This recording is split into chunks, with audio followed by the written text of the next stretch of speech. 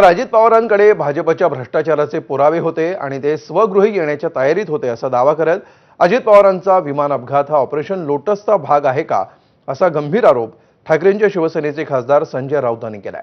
तर त्याला भाजपचे नगरसेवक नवनाथ वन यांनी प्रत्युत्तर दिलंय।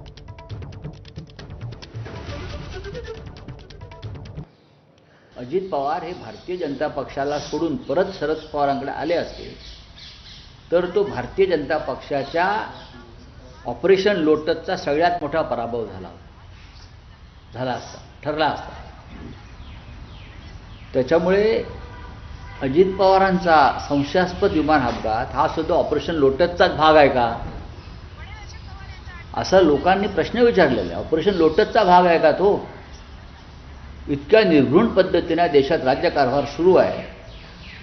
कोणालाही आपल्या जीवाची शाश्वती नाही। जो भारतीय जनता पक्षाच्या विरोधामध्ये जाईल तो एकतर तुरुंगात जातो किंवा जीव गमावतो। अशा प्रकारचं वातावरण या देशामध्ये आहे। उद्या भूकंप झाला तरी संजय राऊत म्हणतील की हे ऑपरेशन लोटसचा भाग आहे। उद्या सुनामी आली तरी संजय राऊत म्हणतील की हा ऑपरेशन लोटसचा भाग आहे।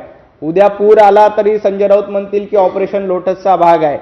संजय राऊत यांनी ऑपरेशन लोटसचं नाव घेण्याच्या ऐवजी त्यांच्याकडे काही पुरावे असतील तर ते पुरावे सादर केले पाहिजे। पुढची बातमी, सांगली महापालिकेच्या सत्तेचं विभाजन कसं करायचं याबाबत अजित पवारांच्या विमान अपघाताच्या आदल्या दिवशीच चर्चा झाली होती असं मंत्री